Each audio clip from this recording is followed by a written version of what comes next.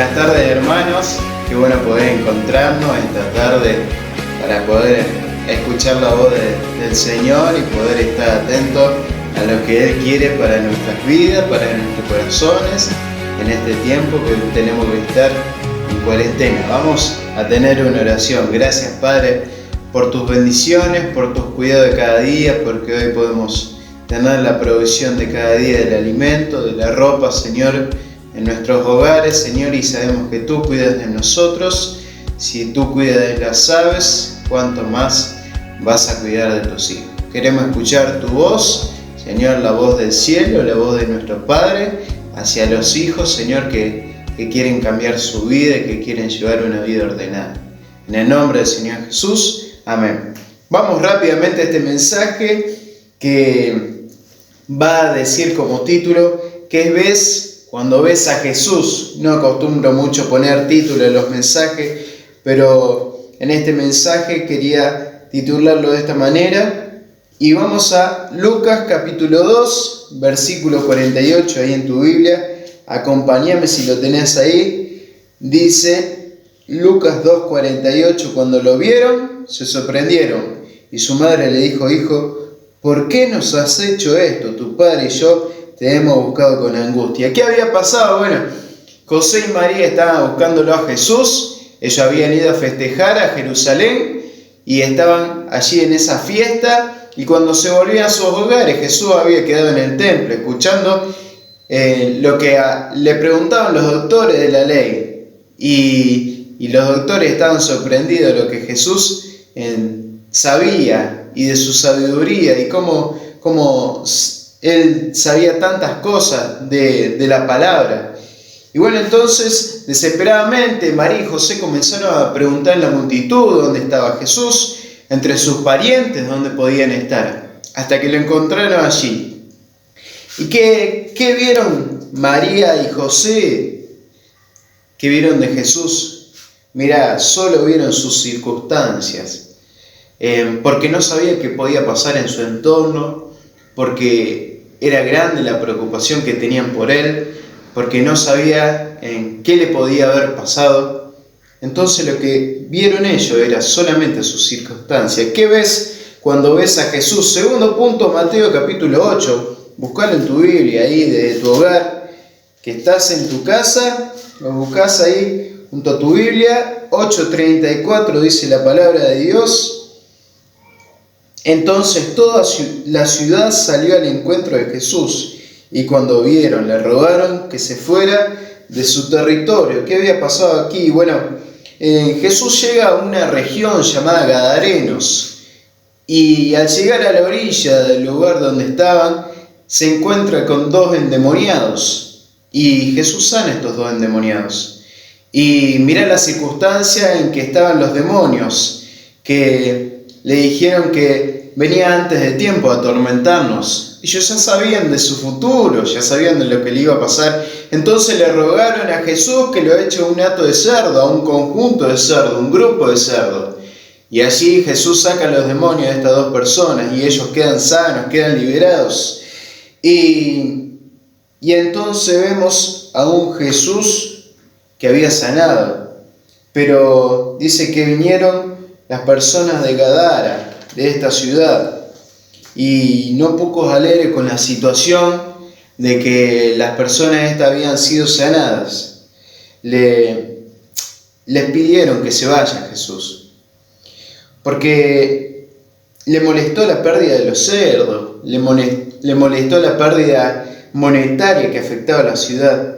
¿Qué vieron cuando vieron a Jesús? Mira, cuando vieron a Jesús solo vieron sus posesiones. Primer punto, ¿qué vio José y María cuando vio a Jesús? Sus circunstancias. Segundo punto, ¿qué vieron las personas de Gadara cuando vieron a Jesús? Vieron sus posesiones. Y tercer punto, vamos a ver qué vieron cuando vieron a Jesús, sus posiciones. Juan capítulo 19, versículo 6.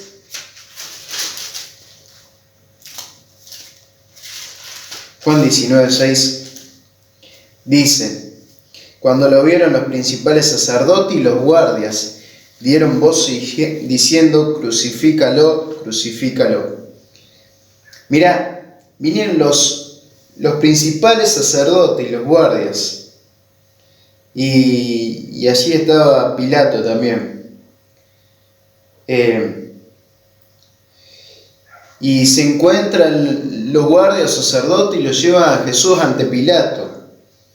Y estos líderes religiosos lo acusaban a Jesús de haber hecho un pecado tremendamente grande, un delito más serio de la ley judía, y era la blasfemia. Pero también acusaban a Jesús también de traición a la patria en cuanto a los romanos, ya que él se decía de él que era el único rey. Y vamos a ver el versículo 12, dice: desde entonces procuraba Pilato soltarlo, pero los judíos daban voces diciendo: si a este sueltas, no eres amigo de César. Todo lo que se hace rey, a César se opone. Entonces Jesús allí estaba siendo juzgado por dos delitos.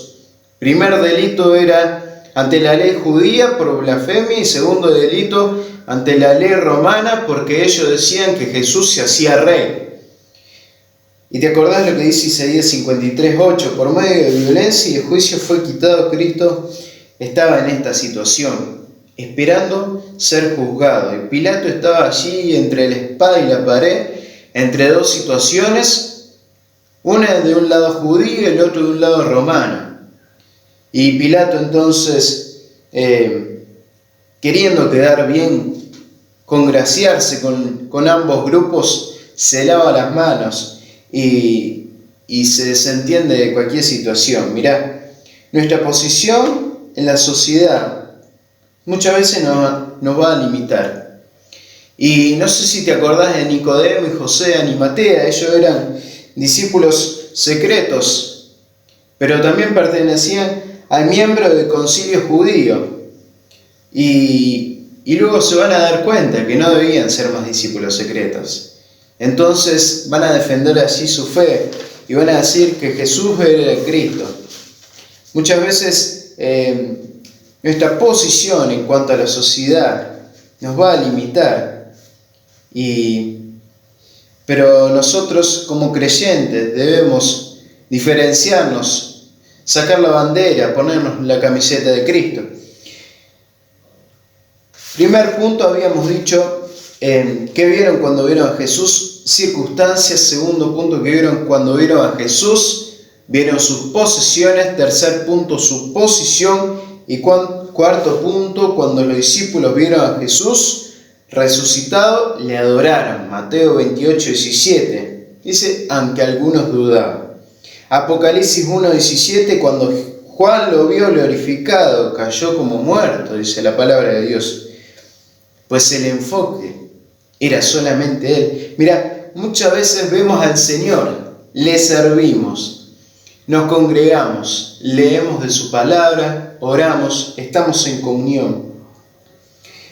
Pero estamos enfocados en nosotros mismos, en nuestras circunstancias, en nuestras posesiones, en nuestra posición frente a la sociedad y enfocada en nuestro entorno, enfocada en nuestros bienes. Pero cuando el enfoque es solo Él, tendremos como respuesta adoración y sacrificio y una vida entregada. Mirá, hermano, que podamos estar enfocados.